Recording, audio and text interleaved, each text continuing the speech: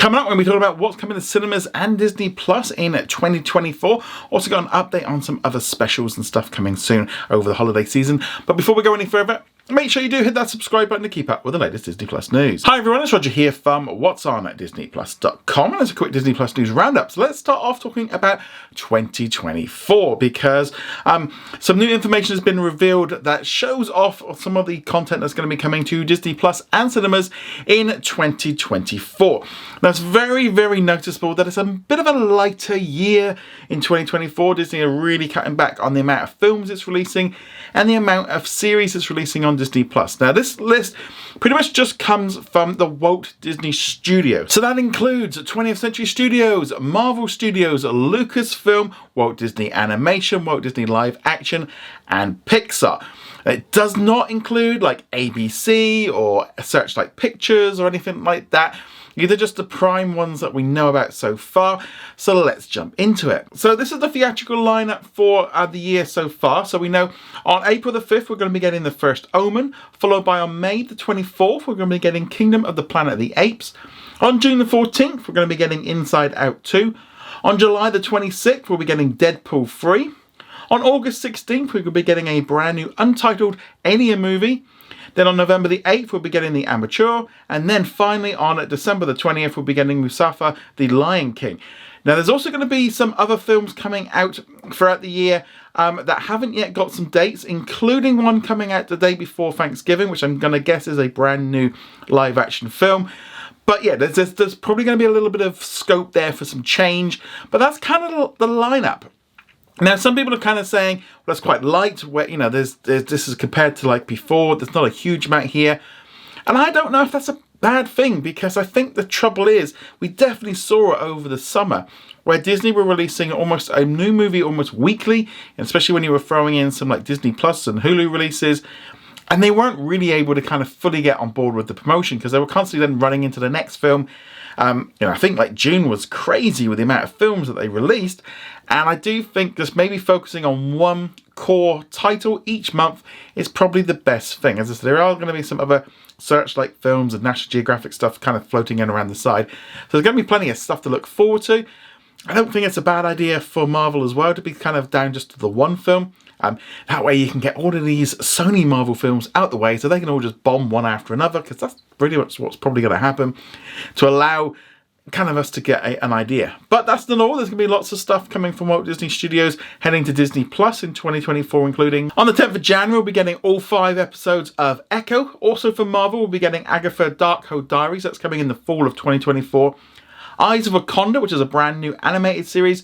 Also coming from Marvel Studios in terms of animation, we've got X-Men 97. That's the one I'm really looking forward to as a big fan of the X-Men.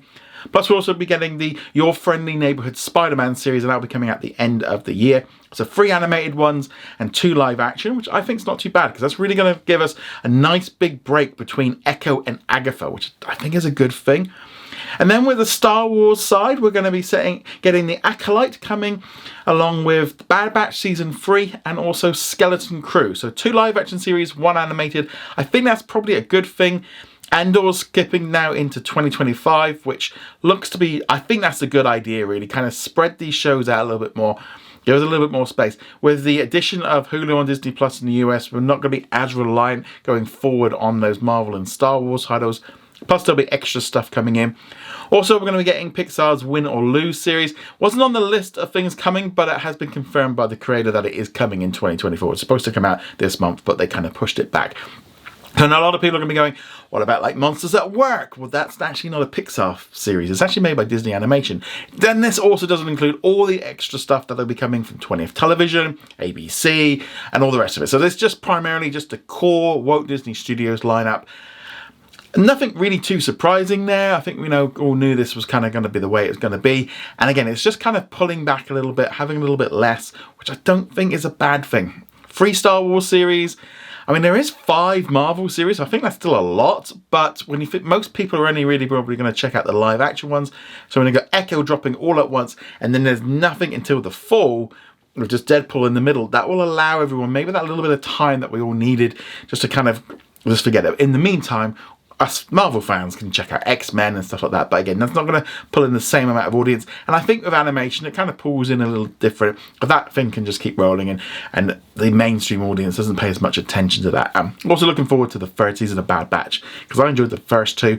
So looking forward to seeing that when it arrives. But what are you looking forward to watching in 2024? I'd love to hear your thoughts on that in the comments below. Well, we're coming to the end of the year. Disney has also announced 2 new specials coming from ABC News Studios. These are going to be presented by Good Morning America's Robin Roberts, and they're going to be taking a look back at the major events of 2023 and also taking a look forward at 2024. There's also going to be a host of other people involved in it from many of the other ABC News studios. The 2-hour special, the year 2023, will be airing on ABC at 9 p.m. Eastern on December the 27th. It'll also be available on Hulu and Hulu on Disney Plus the following day. Then on New Year's Eve, there's going to be the countdown to 2024, which will be airing on ABC at 7 p.m. ET, and then it'll be available on Hulu and Hulu on Disney Plus the following day. I think it's not a bad idea that they can get these ones out. They've done them in the past, and it's just kind of thing. That time of the year when we all look back, I know next week that's going to be the number of articles, album videos. We'll probably be doing a lot of that ourselves. But let us know, are you going to be checking out those specials? Love to hear your thoughts on this in the comments below. With it being Thursday, let's talk about what's new on Disney Plus today. No major new releases, but if you're in the United States and you're a Hulu subscriber, you can catch the season finale of The Masked Singer on Hulu on Disney Plus right now, along with some other new additions from ABC News, etc. So check that one out. Our comment of the day, which comes from Frank, who says, when Disney Plus and Hulu officially merge in March, will licensed content stay, or will it be booted off when the licensing deal expire? This is a really interesting question, because obviously when Hulu on Disney Plus launches in March, at the minute we are just in the beta version, so it's a little bit limited. It's not fully operational yet. It's not fully integrated into Disney Plus, but when it does launch in March, we're expecting to see a big refresh for Disney Plus, lots of big changes. And then on like the homepage, you'll start seeing more content from Hulu and different collections and stuff. And it's just going to be a little bit more intuitive, because at the minute it's very kind of separated. Also, everyone in the United States will end up seeing that Hulu hub, because it's going to be it'll be like a prompt. So if you essentially, it's a nice way of kind of getting people to upgrade, because if you see this hub and you're not a Hulu subscriber, you're going to go, what's that? And then you're going to start seeing stuff that's in there that's like, oh, I could watch that.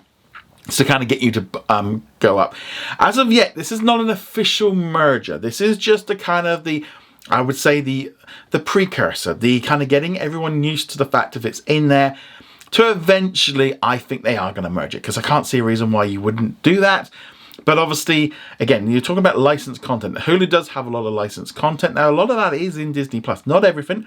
For example, there's a couple of movies that got added to Hulu today, but weren't added onto Disney Plus. So there is going to be some issue. Not all licensed content is suddenly just going to vanish in March, because I think some of this stuff has got longer deals. Some of the newer stuff that's being added has longer deals. But it's going to be a little bit hit and miss for a while, I think, until they get it all sorted. I mean, I think Hulu is still going to be around as a single app for probably a good year or more. I don't think they're quite going to fully get rid of that until they've got as many as they can into the system, and it makes sense for them to do it. Because I think a lot of this as well is just getting us all used to it. When we start seeing the adverts rolling around, probably in March, because again, they're not really advertising at the minute. They don't mention it in none of the press releases do they say it. It's still very much kind of separated, but maybe that will change after the new year and they kind of get into that zone. But really interested to see what they're doing with this one. Looking forward to seeing how it moves forward. But licensing content is going to come and go as those deals expire. Same thing happens internationally.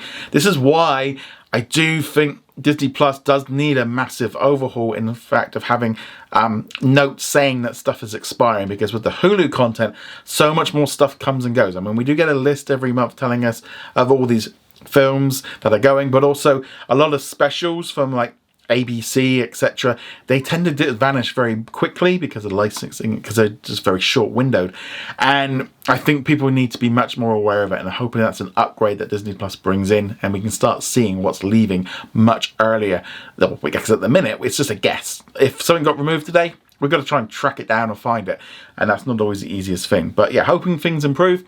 But let us know, what do you think of all this licensing content on Hulu on Disney Plus? Love to hear your thoughts on it. Go check us out over at whatsondisneyplus.com. Look out for a video later today where I did an interview with the composer and the director of The Naughty Nine, a film on Disney Plus to check out for the holidays. Watched it earlier this week. I actually really enjoyed it. Kind of had lots of like 80s and 90s vibes to it. So check that one out. Anyway, guys, thank you very much. See you guys soon. Laters.